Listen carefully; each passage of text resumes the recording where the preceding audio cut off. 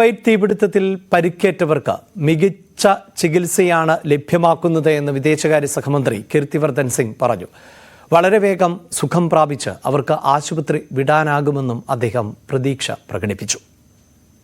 The authorities were very quick about it. They immediately undertook the task of completing the formalities, and we managed to bring back the bodies here as soon as possible. We also visited 5 hospitals where there were around 32 to 35 patients who were being treated of Indian origin who were injured in that fire. I would also like to thank the hospital staff of each hospital that exceptional care is being taken by the hospital staff and the doctors of those patients. കുവൈറ്റിൽ മരിച്ച പത്തനംതിട്ട സ്വദേശികളുടെ മൃതദേഹം തിരുവല്ല ഇടിഞ്ഞില്ലത്ത് ജില്ലാ collector പ്രേംകൃഷ്ണകുമാർ ഏറ്റുവാങ്ങും.